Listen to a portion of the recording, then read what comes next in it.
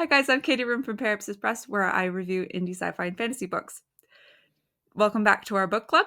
We're currently reading Shoot the Devil, edited by Eric Postma. With me today is Patrick from Cave to the Cross and Michael Kane, author of After Moses. Thank you guys for coming. Thank you as always. Mm-hmm. Today we are reading Fell Beasts by John C. Wright. This is a bit of a vampire story. This is how I would... But not in name. Right. Yes. Yeah. It's where you can't mention The the word vampire zombie never and comes a across zombie. the page.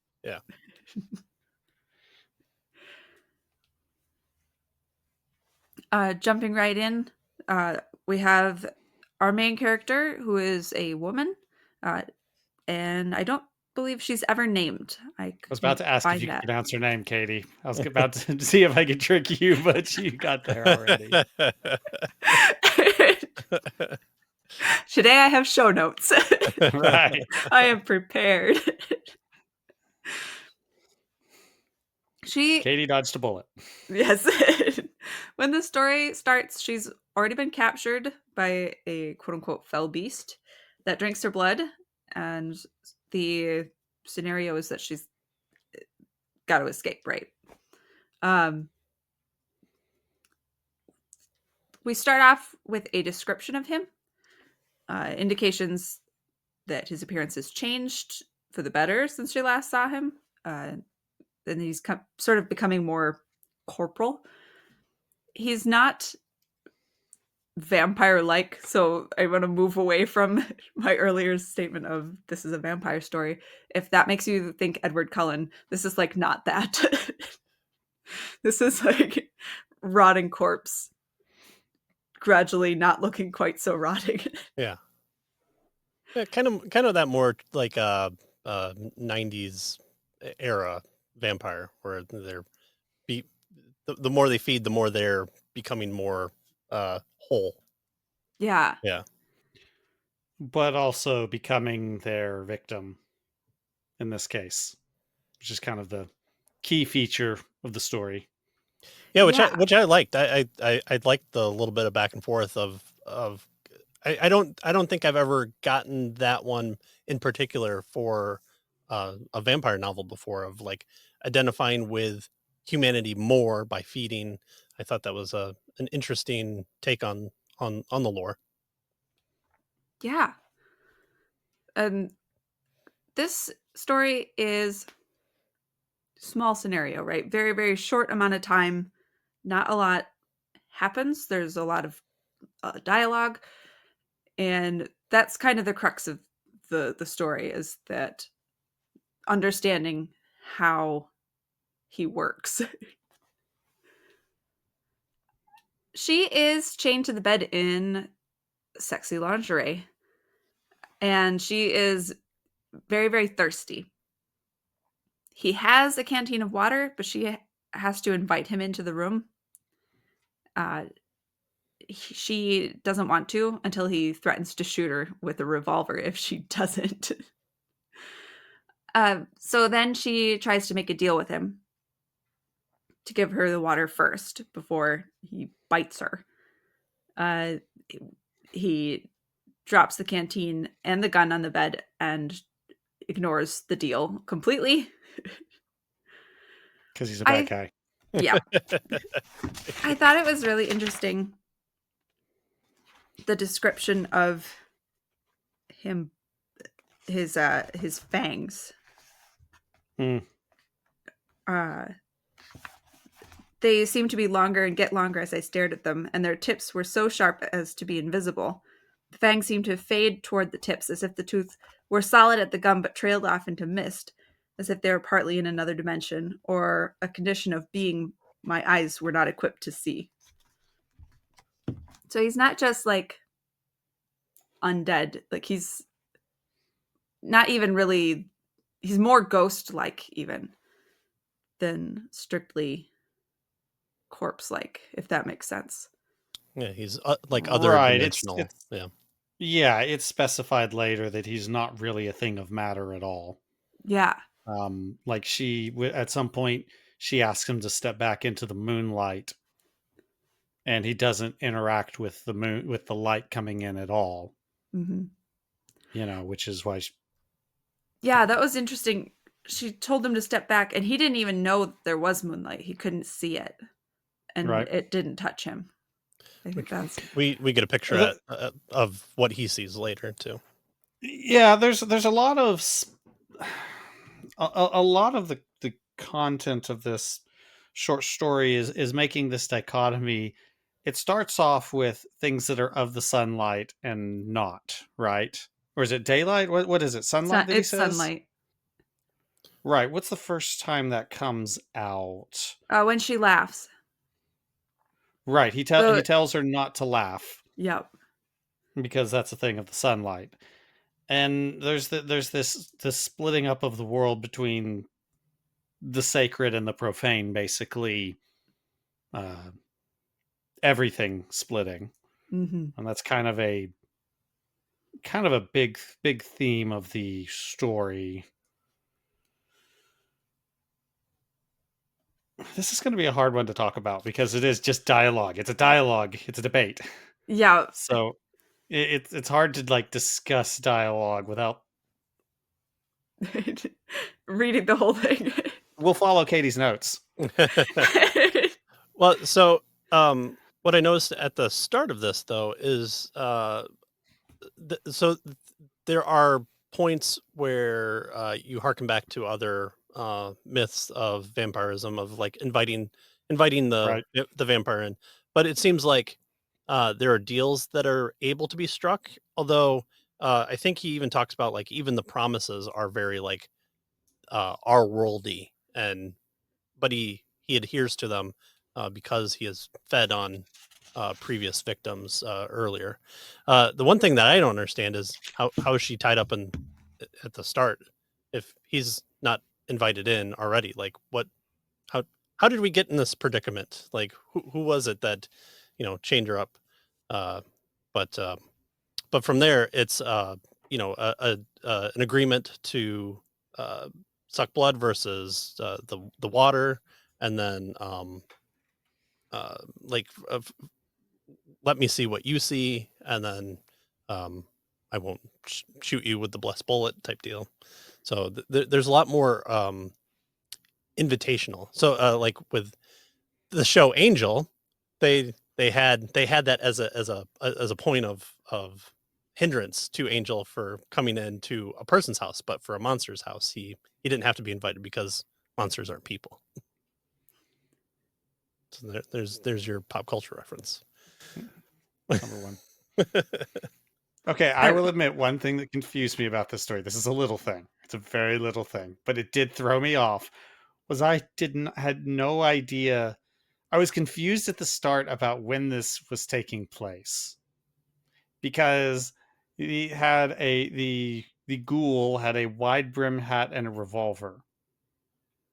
Okay, and that's signaling one thing, and then at some point there's mention of a passing motorist or something like that. And she also uses the analogy or teach a horse how to sing psalms, which also seems very 1800s. So I was a little confused about when and where we were for a bit because the ghoul kind of looked like a cowboy. Yeah. So, but not a big deal. Not a big deal. I figured out it was more modern eventually. Well, the whole wraith thing always invokes to me like the Hat Man from Shadow stories, Shadow People stories. That's a prominent character within the mythos of Shadow People. Is the man with the shape with the brimmed hat and the glowing eyes. So I thought it might have been invoking that at Okay. first. Okay. Okay, but combine the hat with the revolver is what made me go, Sure. is Oh this yeah. 1800s? Yeah. That was, which it really wouldn't have made that much of a difference. They could have been set there with a few tweaks. So it really wasn't that important. But Yeah, I think some I of the admit language I she was uses confused. too of like of why she's dressed the way she is, um, kind of puts it more in that early 1900s era at least. He had a metal canteen. Right. Right. Having a metal canteen on him also feels out of time. Anyway, It does not appear to be a period piece, though. It's In very fact. interesting because this is the good guy and this is the bad guy, right? So when the bad guy shows up and he has the gun and the hat, Yeah. it does a little bit like, wait, what is going on here? So she asks for the water again, and he gives her a drink from the canteen, but it isn't water. And it was supposed to have an effect, but in order for it to work, she has to ask for what's actually in the canteen. But because she's asked for water, it didn't work. And then she just begins asking him tons of questions. Some of them are interesting, and some of them are sort of generic get to know you questions. Which are always the questions that I never Which care one is a about. generic get to know you question? Because I don't think I had that feeling. Who are you? What do you want? Please stop killing me. Ugh. Over and over. That seems reasonable.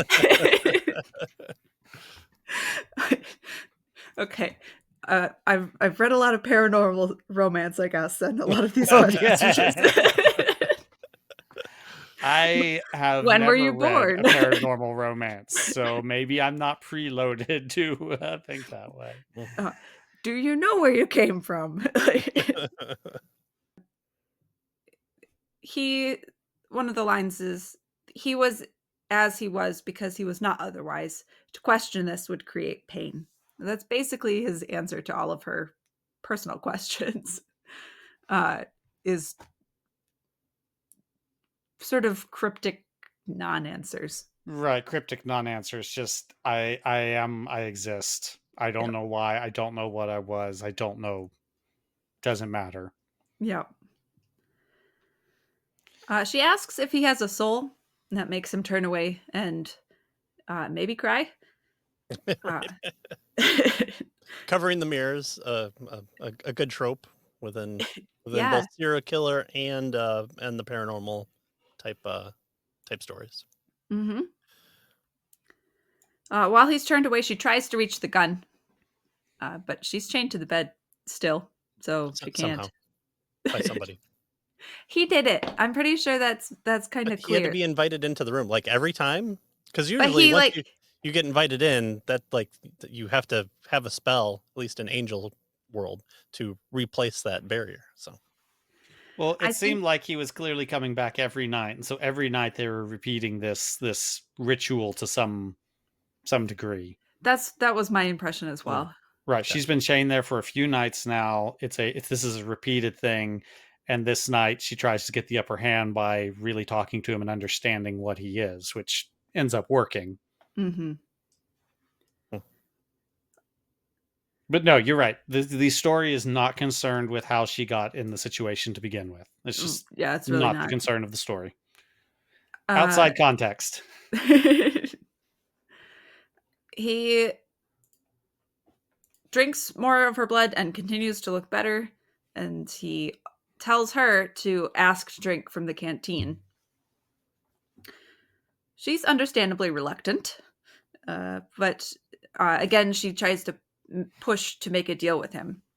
Says she'll drink if she will ask to drink if he answers her questions first. Some of the questions that she asks are now more pertinent, like why didn't the crucifix drive you back when like he first attacked her, showed up? She tried to drive him away with a crucifix. And his answer is your purity failed. And she says, you mean my faith? And he says, no, not really. Like, in a cryptic way. Because you can have faith in not good stuff. Like, many people have faith in dark, horrid, unquiet things. So the conclusion there seems to be that like what the faith is doesn't matter so much as like the sunlightness of it, I guess. Does that sound like a logical conclusion there? Yeah, because they mention all the things that people over the years have had faith in, and the the bad guys from Germany, the other bad guys from the the red side of the world, and then lists both Protestant and Catholic issues. Which I mean, I'm happy to embrace the Salem witch trials. If there's a witch, take care of them all. I'm just saying, that's the whole point of this story. But yeah, so it's comparing like faith in what. So with my children, we always say, okay, what does faith mean? Faith means trust.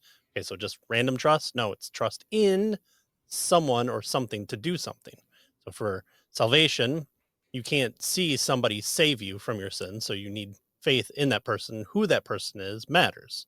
So it's either you or some other mediator between you and God, right?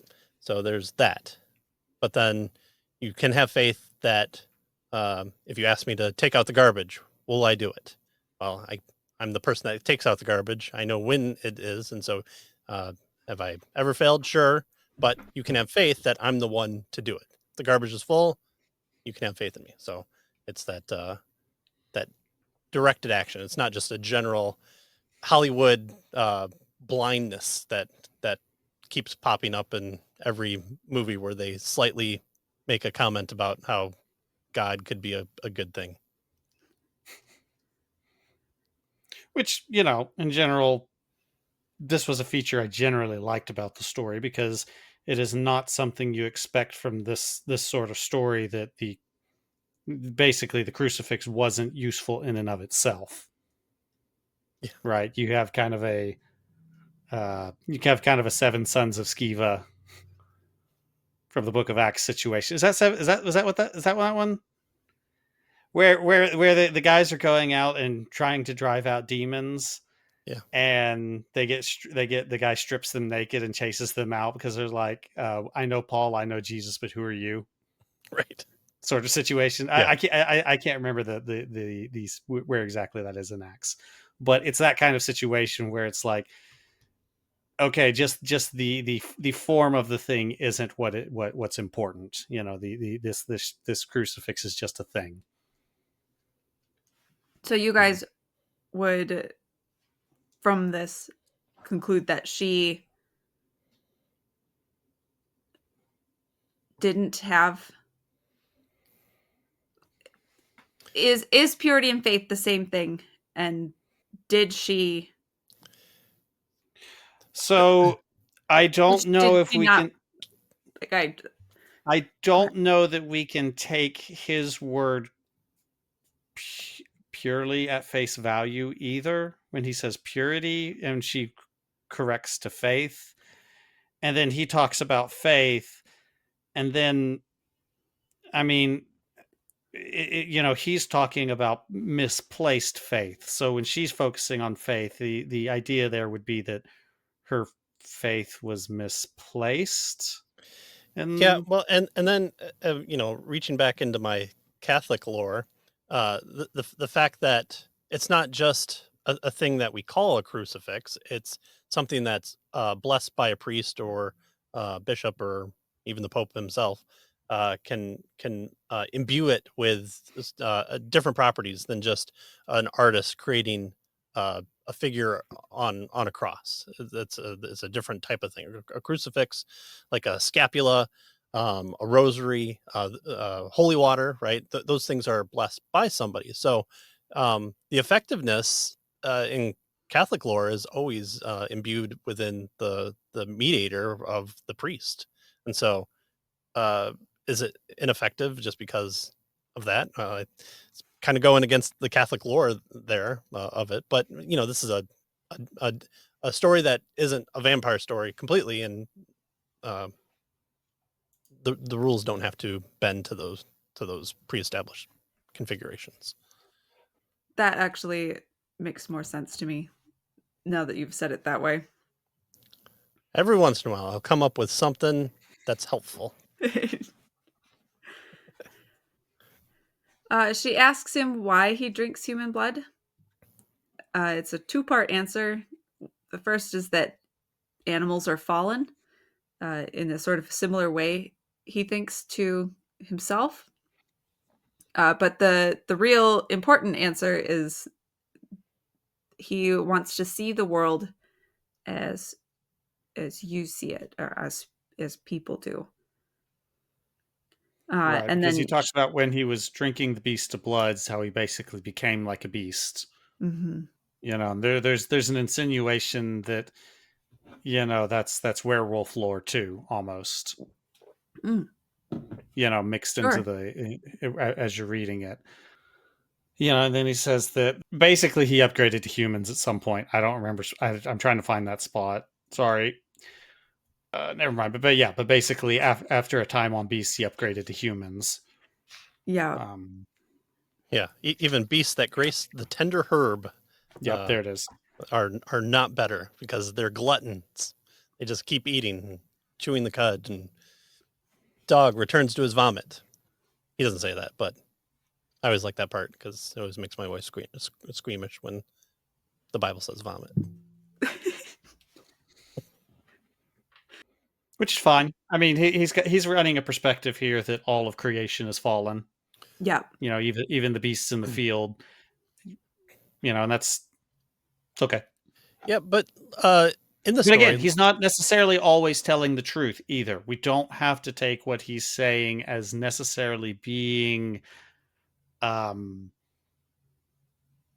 I think he's basically saying what he thinks is true. I don't think he's trying to lie in a lot of those cases, but at the same time, there is a very warped narrator coming into play.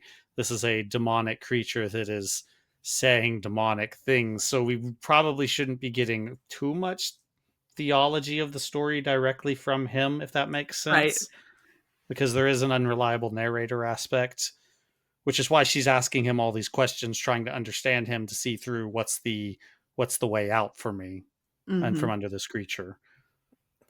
and then other than like talking about her being dressed provocatively because the female form is somehow better than men's form and can be corrupted easier, which very sexist.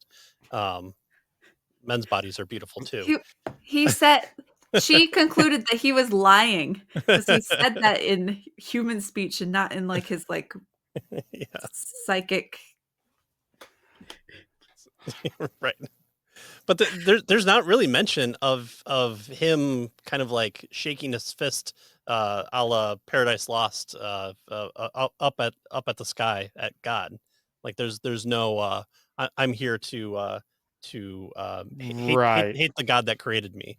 It's not even like a curse upon the lips. There's no like James 2, like even the demons believe and they tremble type Right. here. It's just yeah, his own theology, and it might be that he just doesn't remember.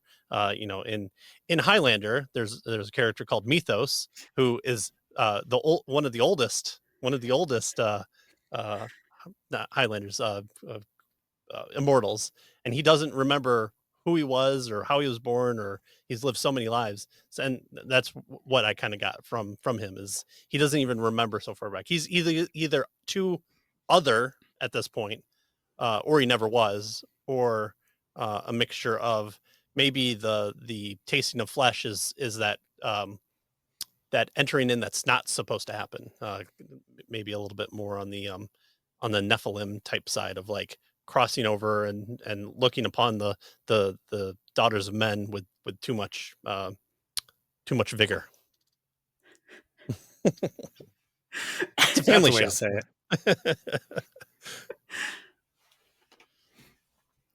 But we'll So get to that in a minute too. what is in the canteen is something that will make her to see the world as he says we see it. Fell beasts.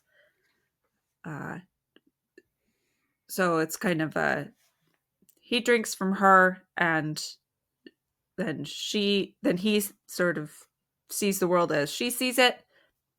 Then if he gives her this stuff that I think he says is kind of analogous to blood from him, then Right. she'll see the world as he Mhm. sees it. Yeah. Again, a take on which version of vampire lore you want to do. You either get bit and then become a vampire, or you are turned into a ghoul, a mindless kind of old school zombie, a white zombie type deal. Or you have to exchange the blood properties and then you become the vampire as well. So it's a way for the whole, I forget who did the math to it, but someone did the math like, if there was such a thing as vampires, all of Europe would have been conquered within like 6 months, because you have the mathematical equation, and that's why you invest in stocks rather than put your money into the mattress. I don't know if you guys did that in math class, but I did. I did not do that.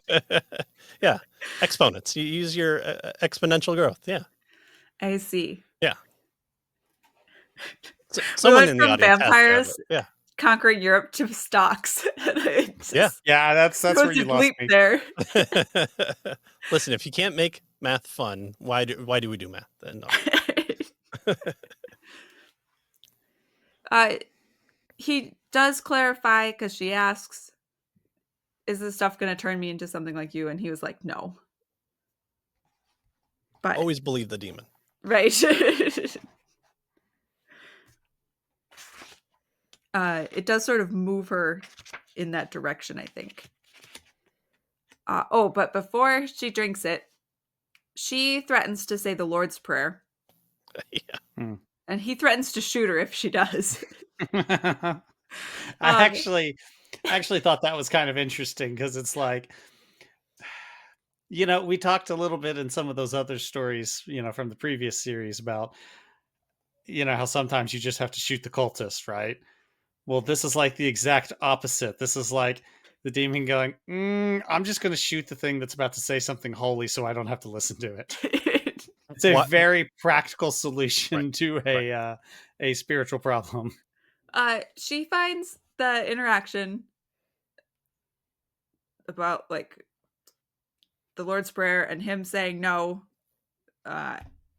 She kind of finds it reassuring. Because if he fears the quote unquote sunlight things, right, then there must be someone who made the daylight fair.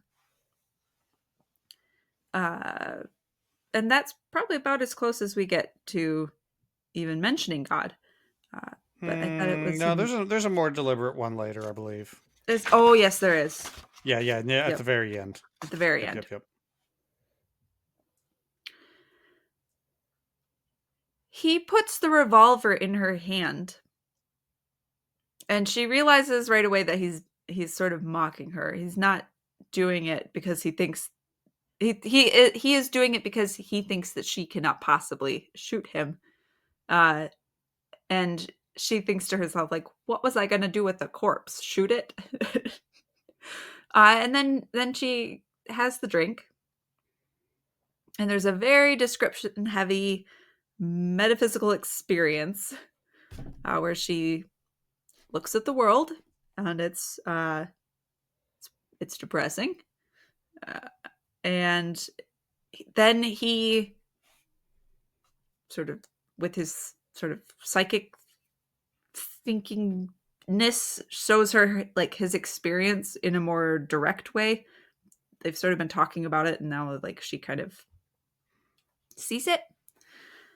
And that, I think that is when he talks a bit more about his experience, like eating animals and being sort of wolf shaped, and then eating people. And at that point, he could think, he could reason the abstract, and the desires and appetites of the people he ate flowed into him. And then we go back to talking. She asks again why he dressed her up. The first time he lied about it. And this time, it turns out his previous victim was a neighbor who had fantasies of her like this. And he says, his desire came into me with the last of his life. I have made a mockery of his desires. I have demeaned his dream. The starving remnant of his desire within me sees this, and the ghost of him in me is tormented.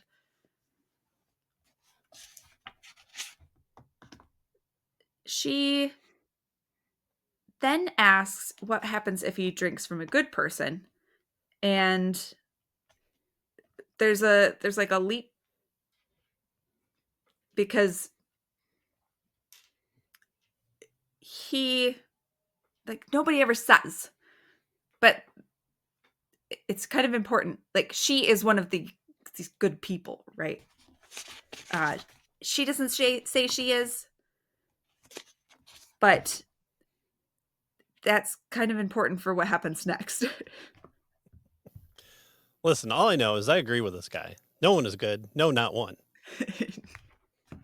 He says that he begins to see what he would look like to eyes that were not impure. I regret my crimes. I abhor my existence. I begin to thirst for someone who would slay me. Basically, that's the situation he's in right now. Yeah, he becomes a Bond villain. Like, I'm gonna set you up perfectly. I'm gonna walk out of this room. I'm gonna give you all the ability. So, same. So Which that's okay.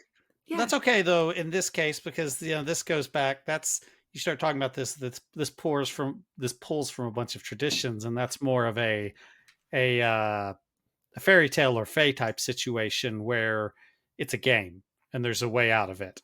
Mm-hmm. Right.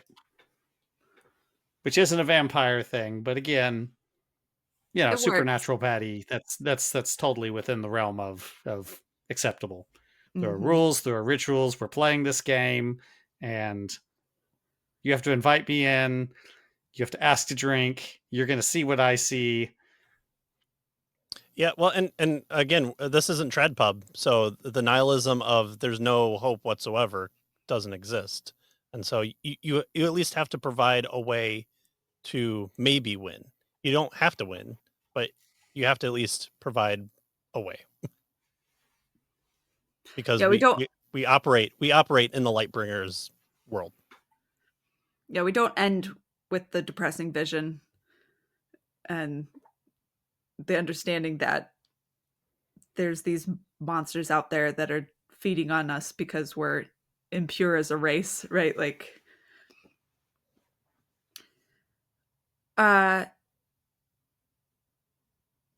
so then this sort of situation is that he wants someone to slay him. He's given her the gun, but he has done this sort of thing before and can lay out for her that she's not going to do it. Right. Would you have the heart and stamina to slay yourself? Would you have the, and then he ... purity? He reveals that the gun has a single silver bullet, blessed by a priest, and points out that she's chained up, and if she shoots him, she will die. Horribly, slowly, because nobody's going to find her, I guess. Right. And he says, it's a good setup. I mean, that's a Yeah. good setup. You give your victim, say, you can kill me. I've set it up so you can kill me, but if you kill me, you also die no matter what. So do you do the altruistic thing and remove a monster from the world? Or do you, continue to suffer and endure and hope for something else, a way out? Yep, it's a good setup. I like that. I like that conundrum. Yeah. And functionally for him, it has another function, right? If she shoots him, yay, I wanted somebody to shoot me anyway. But if she doesn't, because he's going to take on her thoughts as she dies. More of her character and aspect. Yeah. If she's convinced that she was not pure enough, good enough, strong enough to actually shoot him, then that like self hatred and wishing somebody would kill him would sort of no longer be something that he thinks about. He plays a pretty dangerous game.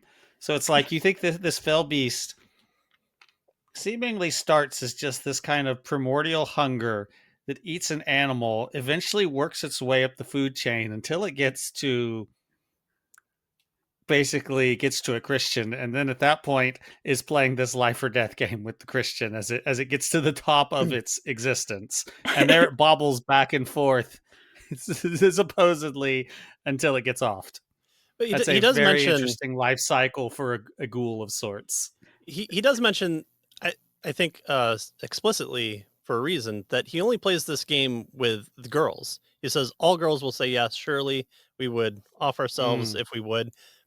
I think if you had a man, you'd be like, oh yeah, you don't think I'll do it? I'm gonna off myself Boom. just to watch you Right. suffer. That's so Yeah. maybe some understanding, but I think it also points to at one point his humanity at some point in time. Like a desire to not be what he is now. I think if you're a demon, if you're fallen, you've made that choice at the fall, and you don't regret it. There's no redemption of Satan in anything, Mhm. or those that went with him, and so with no possibility of redemption, there's no you can't you've already made your bed. There's no going back. I But think he I think this points also to his humanity. I think he also indicates that it was a mistake. He didn't realize that she was the kind of person who would make him have these sort of self-loathing thoughts. right. He thought that she was worse because that's what the last guy thought that she was. Mhm. Yeah. Remember, Old because fat he Jerry. thought that she was a promiscuous sort, Mhm. not realizing that no, that's not what she was actually like. She does something kind of interesting. Mm-hmm. She uh, turns the cylinder so that the gun is lined up not to shoot the blessed bullet, and she pulls the trigger. Sneakily. Yes, she does it She sneakily. doesn't rotate the cylinder. Obviously, Right. She's talking about as she's basically aiming by stramming my thumb. I was able to turn the cylinder one slot to the left. Yeah. She says, "Bang, you're dead." She And then does. she She pulls the pulls the trigger. The trigger, hammer falls. and it works as if it did shoot him.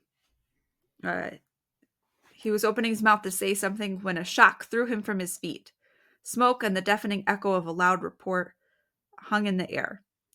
A bloody hole opened in his chest like a red flower. His body caved in on itself and vanished. There was a thin, high-pitched wail for a moment, a noise like fingernails on a chalkboard.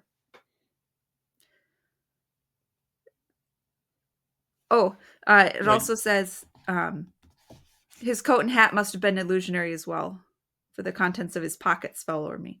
So his hat and coat, that kind of indicates to me that he was human at one point, that he has could this be.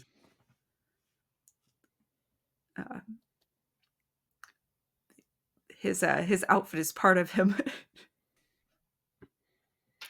So the bullet, though, right? Right. The bullet that she doesn't fire. I the writer brain in me says that this is kind of the idea that the story was built around, because especially some of the earlier dialogue about um faith and things like that. She's where does she say it works? Why it works? So she explains it. Um I think it's after. Mhm. My yeah, faith by itself was too weak to kill him, maybe, and I'm ashamed to admit my faith in the cross was not enough to drive him back when he first attacked me. But he had faith in the bullet, didn't he? Even if no bullet was actually fired. So right. it's So what his she's faith. doing here, what she does here is she is trying to save a bullet because she needs a bullet to get out. And so she tricks him because he so believes that if that hammer falls, he dies. And because he is this not well, let's this incorporeal being, right? The substance of of faith, and as they were talking about sunlight things, are those are the real things for him, right? It's not the physical things. Mm-hmm. And so because he believed it, he if that hammer fell, he was going to die. The hammer falls, he dies. And so she still has the gun with the one chambered bullet. I think the keys to the chains were in the jacket, so it falls out. So she's able to shoot off one chain and then able to reach the keys to get herself out. And he didn't just believe in the bullet, because she also says, and I had faith in my conclusion. So she believed that this would happen. She was convinced, based on her discussion with him, that this was what was going to happen, that this was going to work. And her saying, "Bang, you're dead," probably was just as important as the pulling of the trigger. Because that sort of metaphysical thought is important. He had drunk her blood. He had this sort of mental connection with her and with her beliefs. It's very interesting. It's unique. Yeah. I'm not sure I'm satisfied by it. We were talking about at the end, the one more deliberate religious. The supernatural is not as much a mystery as they say. Through his eyes, I saw what life looked like without faith in the cross, and I saw it was all a lie. And if that faith can move mountains, it can trample scorpions, kill snakes, and shoot a fell beast without a bullet in the chamber. This one reminded me a little bit of Free Lunch. Yeah, a little bit. From Silence of the Star Song. Sort of a smaller scenario, back and forth, a lot of emphasis on like the monster's reasoning for things. It doesn't really appeal to me. I didn't like Free Lunch quite as much either, if I recall correctly. It just, as entertainment, it rings a bit hollow for me. I think for me to have liked this story more, the back and forth debate needed to be shorter. I think the debate was the back and forth middle section was longer than this story warranted to get to the ideas that it was trying to get at the end of shooting the monster without a bullet in the chamber. You know, like I said, which is kind of the money idea of the story. It would have been nice to have more build up to that. More debate about that like clicks it for the audience. Right. There were a lot of ideas explored that weren't necessary to the thesis of the short story, which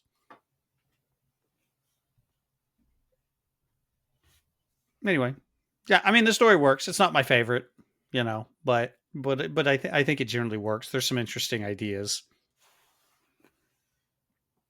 I'm not mad I read it.